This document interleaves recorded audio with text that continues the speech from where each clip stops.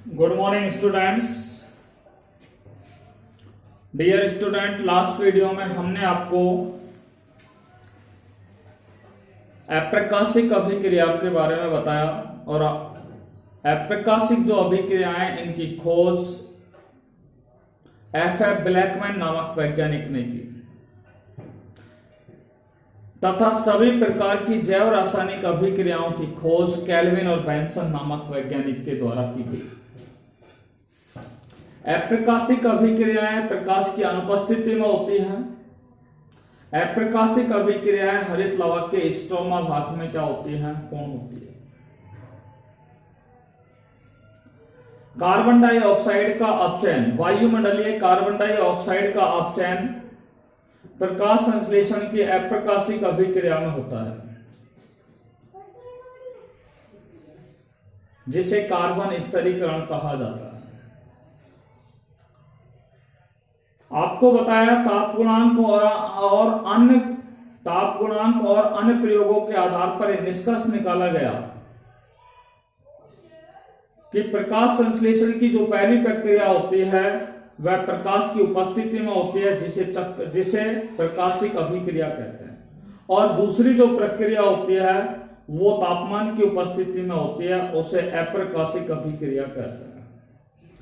आपको बताया प्रकाशिक अभिक्रियाओं का ताप गुणांक का मान 1 से कम होता है, जबकि अप्रकाशिक अभिक्रियाओं का ताप गुणांक लगभग 2 या 3 होता है। कितना होता है? 2 या 3 होता है। देखिए, भिन्न भिन्न पादपों में कार्बन डाइऑक्साइड का जो अपचयन होता है वो 3 विधियों के द्वारा होता है। पहला मैंने आपको बात की थी C3 चक्र, जिसे केल्विन बेंसन चक्र कहते हैं। दूसरा आपको बताया C4 चक्र, जिसे हैच और स्लेच चक्र कहते हैं। तीसरा आपको बताया काम चक्र, जिसे क्रेसुलेशियन चक्र के नाम से जाना जाता है। देखिए, नंबर 1 C3 चक्र, जिसे हैच या स्लेच चक्र के नाम से जाना जाता है। C3 जो चक्र होता है, ठीक है, इसकी खोज केल्विन और बेंसन नामक वैज्ञानिक ने, इन्होंने रेडियो सक्रिय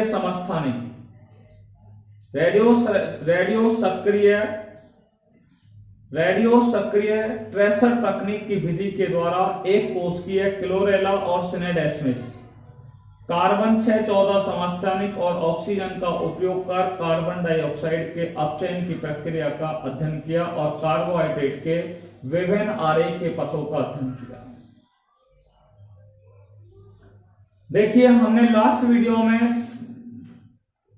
केल्विन चक्र लास्ट वीडियो में हमने C3 चक्र पर आपसे चर्चा की। देखिए, आज जो हम आपसे चर्चा करेंगे वो C3 चक्र, जिसको हम केल्विन और बेंसन चक्र के नाम से जाना जाता है। ठीक है, केल्विन और बेंसन चक्र के नाम से जाना जाता है। उस केल्विन बेंसन चक्र के प्रमुख अभिक्रियाओं के बारे में हम पढ़ेंगे। तो आज का हमारा मेनली टॉपिक है केल्विन और बेंसन या C3 जो चक्र है, प्रकाश संश्लेषण है पाठ का नाम। और आज का जो हमारा टॉपिक है वो है C3 चक्र के प्रमुख अभिक्रिया। ठीक है, eminent reactions of C3 cycle, C3 चक्र के प्रमुख अभिक्रिया। देखिए, C3 चक्र की कौन कौन सी प्रमुख अभिक्रिया है। देखिए, C3 चक्र की प्रमुख अभिक्रियाओं पर आज हम आपसे चर्चा करने जा रहे हैं। तो अप्रकाशिक अभिक्रिया जो होती है उसमें कार्बन डाइऑक्साइड को ग्रहण करने के लिए अप्रकाशिक अभिक्रिया होती है, डार्क रिएक्शन होती है, उसमें कार्बन डाइऑक्साइड को ग्रहण करने के लिए 5 कार्बन युक्त शर्करा का क्या होता है? निर्माण होता है। और वो शर्करा होती है, मैं आपको बता दूं, राइबोलोज। ठीक है, राइबोलोज बाइफॉस्फेट होता है। और राइबोलोज बाइफॉस्फेट का निर्माण किस तरीके से होता है उस पर हम बात करते हैं। तो पहला पॉइंट है 6 राइबोलोज 5 फॉस्फेट का 6 राइबोलोज 5 मोनोफॉस्फेट का फास्फोरिलीकरण, फास्फोरिलीकरण ये पहली रासायनिक अभिक्रिया है C3 चक्र की। 6 राइबोलोज 5 मोनोफॉस्फेट का फास्फोरिलीकरण। ठीक है, देखिए 6 राइबोलोज 5 मोनोफॉस्फेट। ठीक है, 6 राइबोलोज मोनोफॉस्फेट होता है। यह 6 एटीपी के अणुओं को 6 एडीपी तथा 6 कार्बनिक फास्फेट में परिवर्तित करता है। किसकी उपस्थिति में? फास्फो पेंटाकाइनेज एंजाइम की उपस्थिति में, फास्फोपेंटाकाइनेज एंजाइम की उपस्थिति में। तो 6 राइबोलोज 5 मोनोफॉस्फेट फास्फोपेंटाकाइनेज एंजाइम तथा 6 एटीपी अणुओं से जुड़ करके, ठीक है, राइबोलोज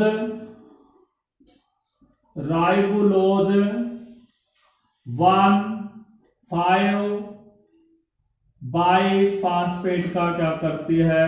निर्माण करती है।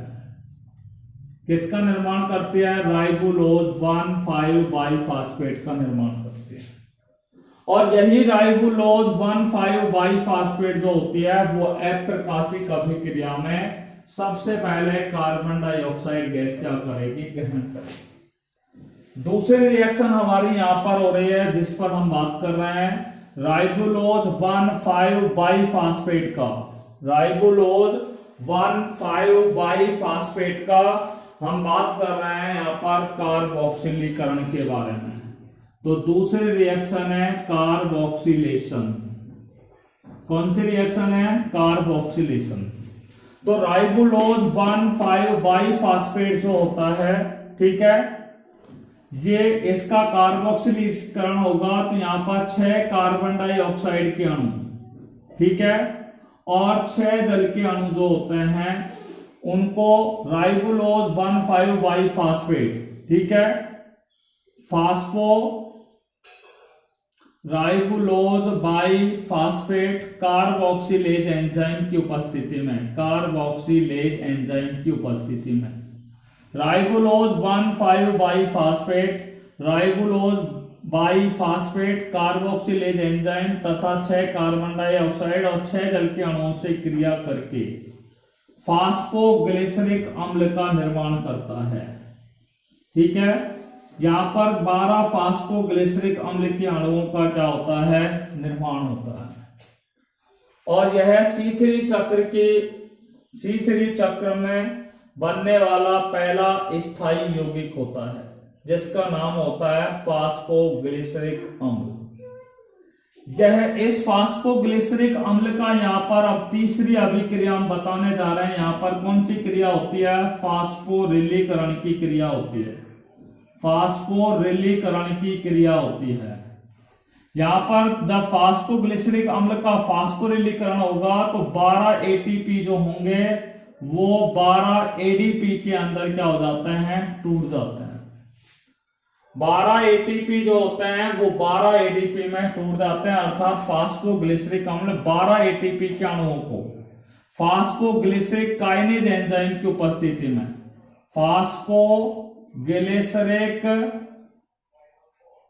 फास्फोग्लिसरिक काइनेज एंजाइम की उपस्थिति में, ठीक है, क्रिया करके फास्फोग्लिसरिक अम्ल जो होता है वो 1,3-डाईफास्फोग्लिसरिक अम्ल में क्या हो जाता है? टूट जाता है।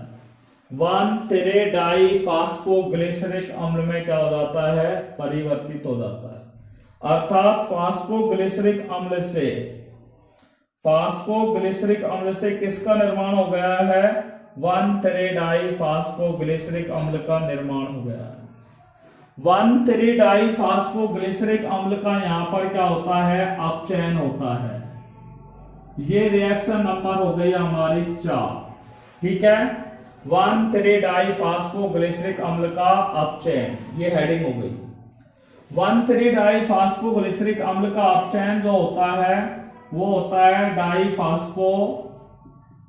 डाईफास्फो डिहाइड्रोजिनेज एंजाइम की उपस्थिति में, हाइड्रोजिनेज एंजाइम की उपस्थिति में, और यहां पर 12 NADP H plus H ion जो होंगे वो 12 NADP के अंदर क्या है, परिवर्तित हो जाएंगे।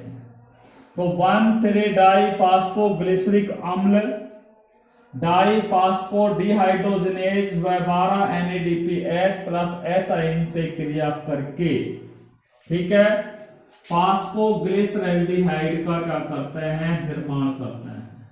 यहां पर फास्फोग्लिसरैल्डिहाइड के 12 अणुओं का निर्माण होता है। 1,3-डाईफास्फोग्लिसरिक के अणु के भी 12 अणुओं का निर्माण होता है। फास्फोग्लिसरिक अम्ल के भी कितने अणुओं का निर्माण होता है, यहां भी 12 अणुओं का निर्माण होता है। 12 अणुओं में से देखिए 2 अणु जो होंगे, 2 फास्फोग्लिसरैल्डिहाइड के जो अणु होंगे वो संश्लेषण प्रवस्था में भाग लेंगे। तो पहले हम इस संश्लेषण प्रवस्था के बारे में बात कर रहे हैं। कौन सी प्रवस्था में भाग लेते हैं, संश्लेषण प्रवस्था में भाग लेते हैं। तो संश्लेषण प्रवस्था कैसे शुरू होती है, यहां पे देखिए, फास्फोग्लिसरैल्डिहाइड ये वाला, ठीक है, ये ट्रायोज फास्फो आइसोमरेज एंजाइम की उपस्थिति में, isomerase, triose phospho isomerase enzyme की उपस्थिति में क्या करता है, क्रिया करता है, जिसके फलस्वरूप डाईहाइड्रोक्सी एसीटोन फास्फेट का निर्माण होता है। किसका निर्माण होता है, डाईहाइड्रोक्सी एसीटोन फास्फेट का निर्माण होता है। इसके बाद क्या होगा, डाईहाइड्रोक्सी एसीटोन फास्फेट ये पुनः फास्फोग्लिसरैल्डिहाइड के दूसरे अणु से क्रिया करता है, ठीक है।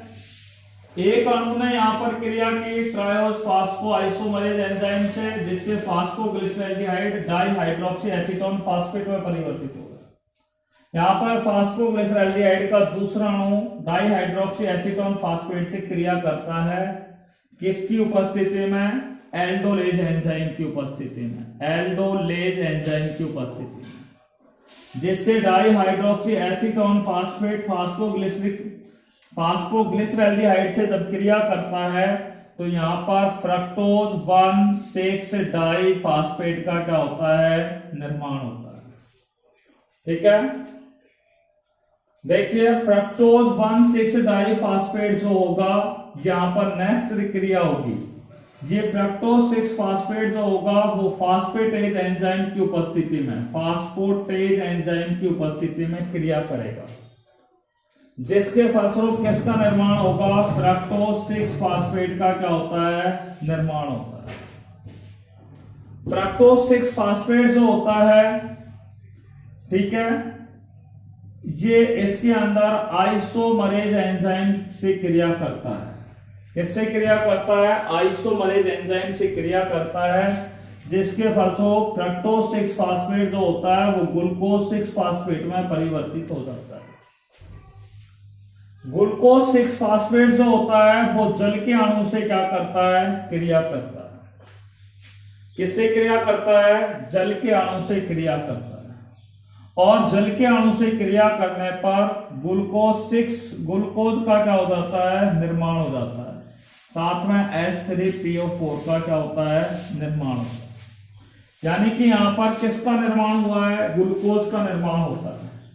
यानी कि फास्फोग्लिसरैल्डिहाइड के 12 अणुओं में से 2 अणु जो होते हैं वो संश्लेषण प्रवस्था के माध्यम से अंतिम उत्पाद के रूप में ग्लूकोज का निर्माण करते हैं, जो कि श्वसन की क्रिया के दौरान जो ग्लाइकोलाइसिस चक्र होता है उस ग्लाइकोलाइसिस के उल्टे यहां पर ग्लूकोज का क्या होता है, निर्माण होता है।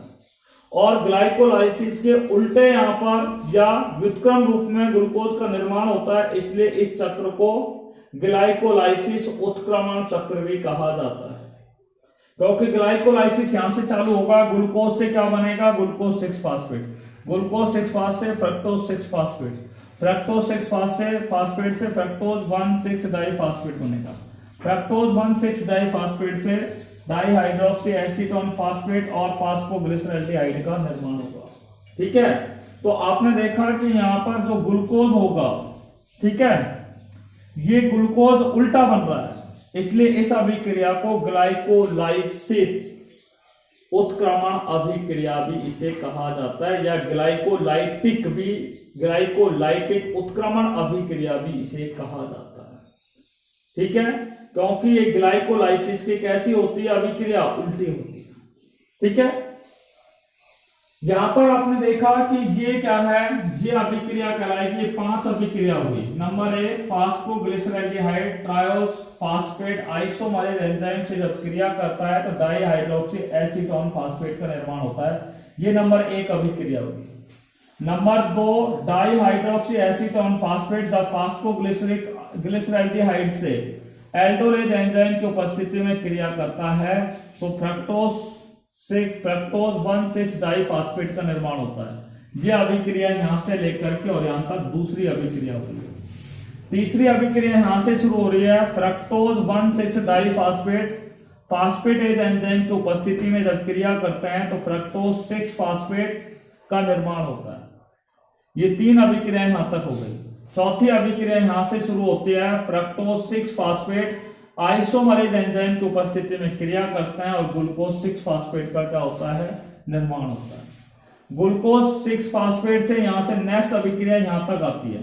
ग्लूकोज 6 फास्फेट जल से क्या है, क्रिया करता है, या जल का एक मॉलिक्यूल ग्लूकोज 6 फास्फेट से जुड़ जाता है, जिसके फलस्वरूप ग्लूकोज का निर्माण हो जाता है। तो यह अभिक्रिया यहां से लेकर के यहां तक 5वीं अभिक्रिया हो गई। इसी के साथ फास्फोग्लिसरैल्डिहाइड के 2 अणु जिसमें संश्लेषण प्रवस्था हमने आपको बता दी। फास्फोग्लिसरैल्डिहाइड की जो अभिक्रिया होती है उसमें 10 अणु, फास्फोग्लिसरैल्डिहाइड के जो 10 अणु होते हैं वो पुनर्योजन प्रवस्था के अंदर क्या है, भाग लेते हैं। पुनर्योजन प्रवस्था की क्रिया में क्या लेते हैं, भाग लेते हैं। तो इसकी 10 यानी कि 10 फास्फोग्लिसरैल्डिहाइड के अणु किस तरीके से पुनर्योजन की क्रिया करते हैं और निरंतर रूप से केल्विन चक्र की क्रिया को जारी रखते हैं। अर्थात फास्फोग्लिसरैल्डिहाइड के 10 अणु जो होते हैं वो जैव रासायनिक अभिक्रिया में भाग लेते हैं और राइबोलोज बाइफॉस्फेट का पुनर्निर्माण करके केल्विन चक्र को निरंतरता प्रदान करने का कार्य करते हैं। किस प्रकार से करते हैं ये देखिए। तो यहाँ पर 10 फास्फोग्लिसरैल्डिहाइड के अणु क्रिया करने जा रहे हैं। इस रिएक्शन को हमें यहाँ पर ऊपर दिखाने जा रहे हैं। देखिए भैया, यहाँ पर देखिएगा,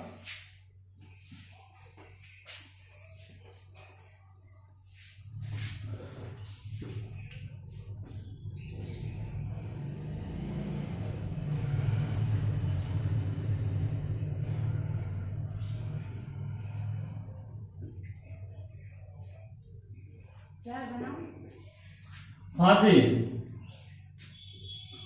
देखिए फास्फोग्लिसरैल्डिहाइड का जो अणु होगा, ये पहली रिएक्शन है, फास्फोग्लिसरैल्डिहाइड ट्रायोज फास्फो आइसोमरेज एंजाइम की उपस्थिति में फास्फोग्लिसरैल्डिहाइड ट्रायोज फास्फो आइसोमरेज एंजाइम की उपस्थिति में क्रिया करता है, जिसके फलस्वरूप DHAP का निर्माण होता है, डाईहाइड्रोक्सी एसीटोन फास्फेट का निर्माण होता है।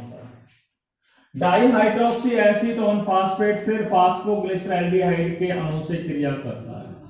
यहाँ पे 4 अणु होते हैं, यहाँ पे 2 अणु होते हैं। ये अणु यहाँ पर क्रिया करते हैं DHAP से, एल्डोलेज एंजाइम की उपस्थिति में क्रिया करते हैं। एल्डोलेज एंजाइम की उपस्थिति में क्या करते हैं, क्रिया करते हैं, जिसके फलस्वरूप किसका निर्माण होता है, फ्रक्टोज 1,6 डाईफॉस्फेट का निर्माण होता है। देखिए फ्रक्टोज 6 फास्फेट जो होगा वो फास्फेटेज एंजाइम की उपस्थिति में क्या करेगा, क्रिया करेगा। ठीक है, और किसका निर्माण होगा, फ्रक्टोज 6 फास्फेट का निर्माण होता है। यानी कि संश्लेषण की ये अभिक्रिया यहां से लेकर के और यहां तक की जो अभिक्रिया हमने आपको अभी बताई है, जो संश्लेषण अवस्था में बताई वही ये पुनर्योजन अवस्था में आती है। यहां से लेकर के यहां तक सेम अभिक्रिया है। अब देखिए फ्रक्टोज 6 फास्फेट जो होगा ये किससे क्रिया करता है, फास्फोग्लिसरैल्डिहाइड के अणु से क्रिया करता है। किससे क्रिया करता है? फास्फोग्लिसरैल्डिहाइड के अणु से क्रिया करता है। किसकी उपस्थिति में क्रिया करता है? आपको बता दूं, ट्रांस कीटोलेज एंजाइम की उपस्थिति में, ट्रांस कीटोलेज एंजाइम की उपस्थिति में क्रिया करता है, जिसके फलस्वरूप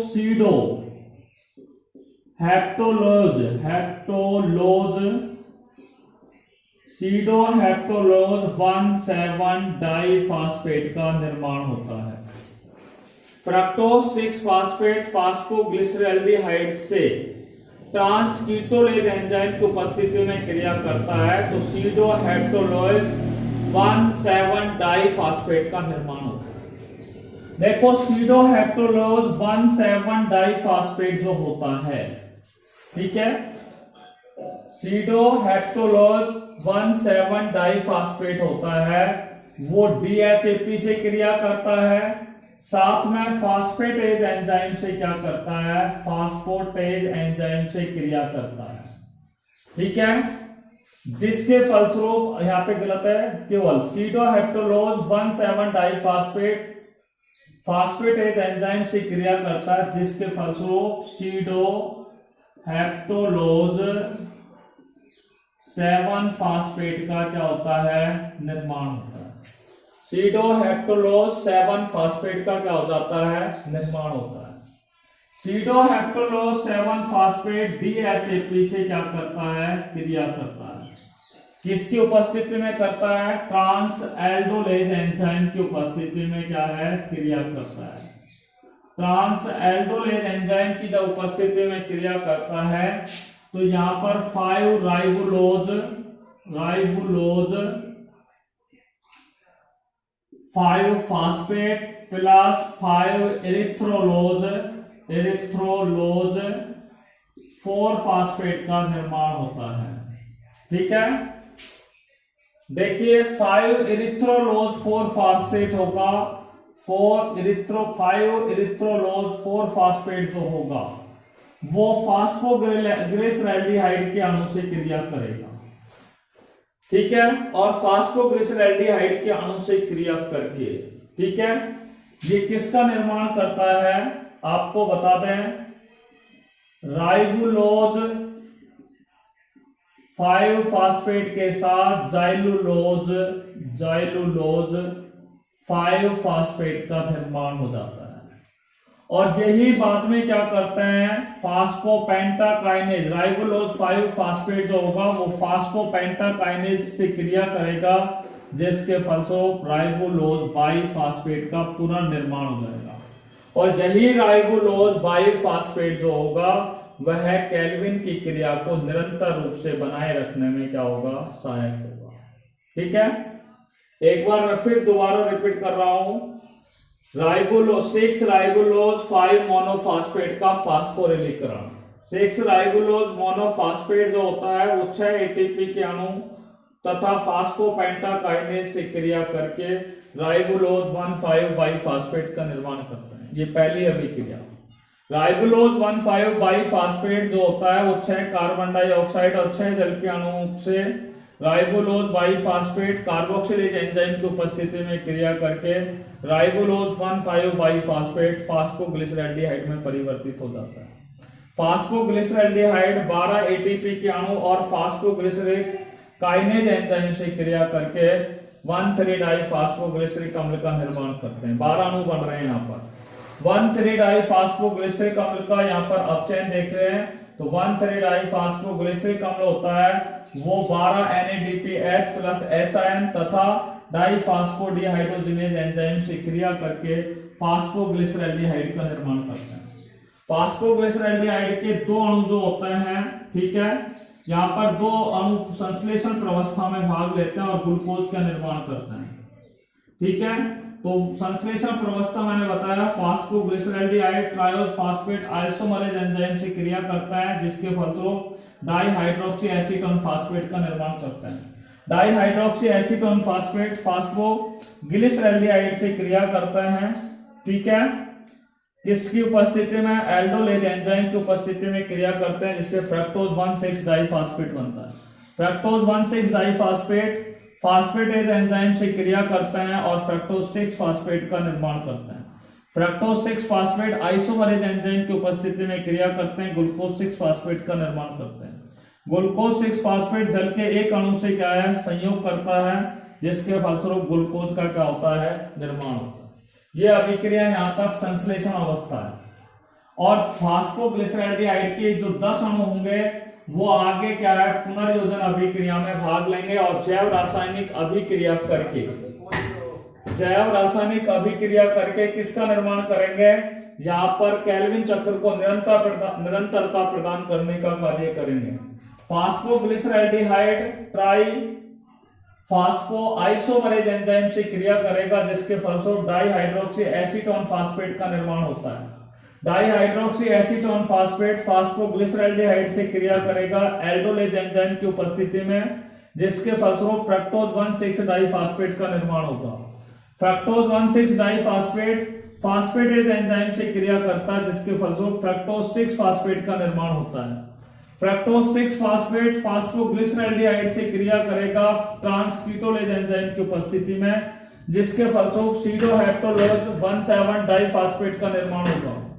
सीडोहेप्टोलोज 1,7 डाइफास्फेट जो होगा वो फास्फेटेज एंजाइम से क्रिया करेगा, जिसके फलस्वरूप सीडोहेप्टोलोज 7 फास्फेट का निर्माण होता है।